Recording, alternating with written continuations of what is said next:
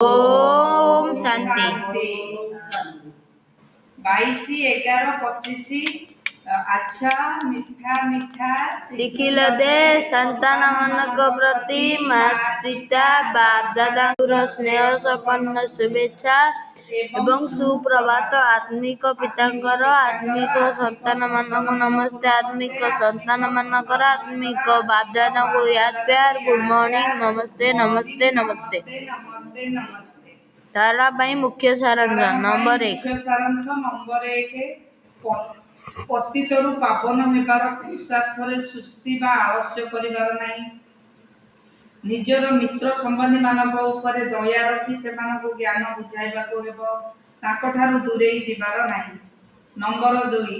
ନିଜର ଚଳଣି ଏପରି ହେବା ଉଚିତ ନୁହେଁ ଯାହାକି କେହି କହିବେ ଯେ ଇଏ ତ ମୁହଁ ବୁଲାଇ ନେଇଛନ୍ତି। ଦୟାଶୀଳ ହୋଇ ସମସ୍ତଙ୍କର କଲ୍ୟାଣ କରିବାକୁ ହେବ। ଅନ୍ୟ ସବୁ ବିଚାର ଛାଡ଼ି ଏକମାତ୍ର ବାବାଙ୍କର ସ୍ମୃତିରେ ରହିବାକୁ ହେବ।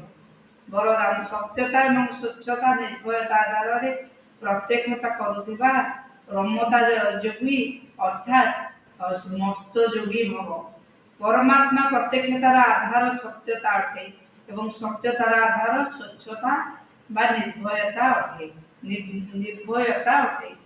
ତାହେଲେ ପରମାତ୍ମା ଯେଉଁ ମୁଁ ଶରୀର ନୁହଁ, ମୁଁ ହଉଛି ଆତ୍ମା। ଆମେ ଯେଉଁ ପରମାତ୍ମାକୁ ଇଏ କରୁଛେ, ସେ ପରମାତ୍ମାଙ୍କ ଜ୍ଞାନ ଶୁଣୁଛେ ଆମେ। ପରମାତ୍ମା ପ୍ରତ୍ୟକ୍ଷତାର ଆଧାର, ମାନେ ତାର ଆଧାର ହଉଛି କଣ ନା ସତ୍ୟତା ଆଉ ସତ୍ୟର ସ୍ୱଚ୍ଛତା। ସତ୍ୟର ଆଧାରର ସ୍ୱଚ୍ଛତା ନିର୍ଭୟ। ତମେ ଯୋଉ ବାବା ଶୁଣୁଛ, ତମେ କଣ ଏଥିରେ ସ୍ୱଚ୍ଛ ହଉଛ, ନିର୍ଭୟତା ଆସୁଛି ତମର ମନରେ, ଭୟ ବି ଆସୁନି କାହା ପ୍ରତି। ଆଉ କଣ ଆସୁଛି ନା ସତ୍ୟତା, ସବୁବେଳେ ସତ କହିବ, ସତ୍ ପଥରେ ଚାଲିବ ନା ନାହିଁ। ଯଦି କୌଣସି ପ୍ରକାରର ଅସ୍ୱଚ୍ଛତା ଆସେ ଅର୍ଥାତ୍ ସଫାଇର କମି ରହିଥିବ ବା ନିଜର ତମଗୁଣୀ ସଂସ୍କାର ଉପରେ ବିଜୟ ହେବାର ସଂସ୍କାର ମିଶାଇବାରେ ବା ବିଶ୍ୱ ସେବାର କ୍ଷେତ୍ରରେ ନିଜର ସିଦ୍ଧାନ୍ତକୁ ସିଦ୍ଧି କରିବାରେ ଭୟ ରହିଥିବ, ତେବେ ପ୍ରତ୍ୟକ୍ଷତା ହୋଇପାରିବ ନାହିଁ। ସେଥିପାଇଁ ସତ୍ୟତା ଏବଂ ନିର୍ଭୟତାକୁ ଧାରଣ କରି ଗୋଟିଏ ହିଁ ଲବଣରେ ମସ୍ତ ରହିଥିବା ରମତା ଯୋଗୀ ସହଜ ରାଜଯୋଗୀ ହୁଅ। ତେବେ ଯାଇ ସହଜ ରୀତିରେ ଅନ୍ତିମ ପ୍ରତ୍ୟକ୍ଷତା ହେବ। ସ୍ଲୋଗାନ ବେହଦର ଦୃଷ୍ଟି ବୃତ୍ତି ହିଁ ଏକତାର ଆଧାର ଅଟେ। ସେଥିପାଇଁ ନିଜକୁ ସୀମାବଦ୍ଧ କର ନାହିଁ। ଅବ୍ୟକ୍ତ ଇଶାରା ଅଶରୀରୀ ଅଥବା ବିଦେହୀ ସ୍ଥିତିର ଅଭ୍ୟାସକୁ ବଢ଼ାଅ। ଅଶରୀରୀ ହେବା ପାଇଁ ଅଶରୀରୀ ହେବା ହିଁ ୱାୟାରଲେସ୍ ସେଟ୍ର ସେଟିଂ ଅଟେ।